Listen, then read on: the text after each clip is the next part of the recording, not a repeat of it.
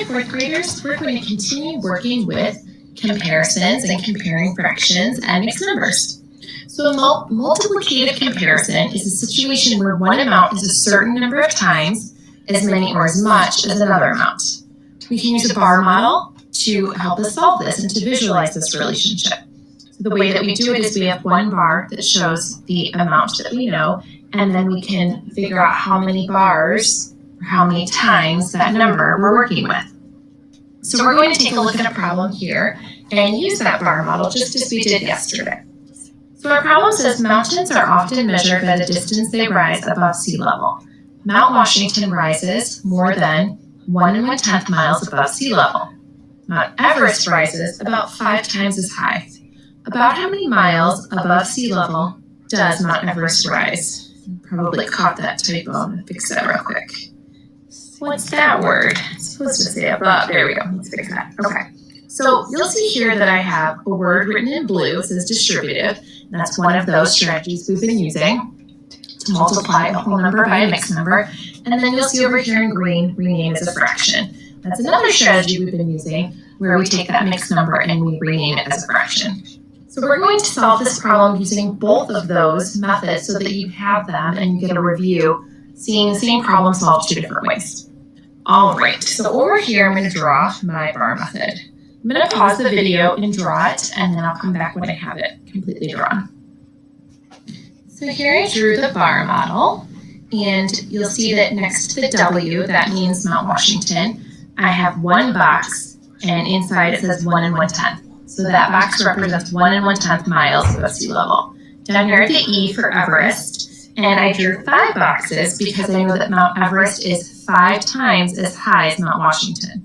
So there's 5 of those boxes. It's 5 times the value. Down here in yellow, I have an H. H is representing the height of Mount Everest. So how many miles above sea level Mount Everest is. So I'm going to write out my equation here in black. So I know that H equals 1 1/10 times 5. Okay? So first we're going to solve that using the distributive property. I'll do that in blue, just like the word distributive. So if I use the distributive property, I'm thinking of 1 1/10 as 1 1/10. And I'm going to multiply both of those by 5. So I'm thinking of this as 1 plus 1/10, right? Breaking them apart. Multiplying them each by 5. So it would look like this. 5 times 1 plus 5 times, whoops, I made a mistake there, plus 5 times 1/10, right? Okay, so 5 times 1 is 5. 5 times 1/10, multiply my whole number by my numerator, keep the denominator, is 5 tenths. So I know that my answer is 5 5/10. I'm going to use my unit here, miles above sea level. You might be looking at 5 5/10 and recognize that that's the same as 5.5 miles. So that's great to write as 5.5 miles as well. So I have my answer of 5 5/10 miles. I'm going to try it by renaming it as a fraction. I'm going to switch to green here. So this is another available strategy.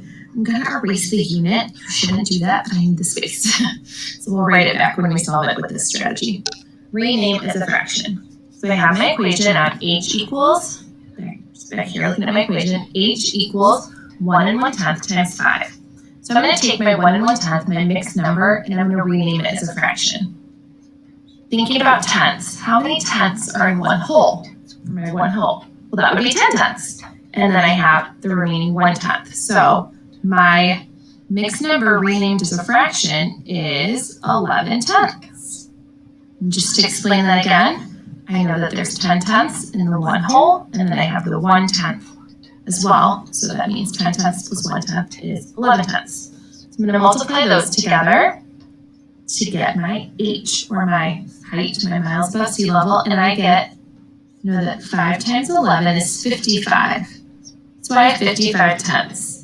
But if I said to you, Mount Everest rises 55 tenths miles above sea level, you would probably be very confused, as would I. It doesn't make sense in this situation, so we need to turn it into a mixed number, something that makes sense. Well, I know that I can do 55 divided by 10, or I know that in one whole there's 10 tenths. And I know there's 10, 20, 30, 40, 50. I'm counting by tens. That means I have 5 wholes, and then I have those 5 tenths left over. Okay, so I could have divided as well. I'm going to divide right here just so you can see it. So I could have done 55 divided by 10. I know that 10 times 5 is 50. And I would have 5 remaining. And that 5 means 5 tenths remaining. So 5 and 5 tenths, and I'm going to add that unit back on because we should keep our unit so we are making sense of our problem here. So either way I did it, I got the same answer, which is good. So either of these strategies work really well to solve a mixed number times a whole number. So you give them a try, see what you prefer, and it's time for you to do your turn.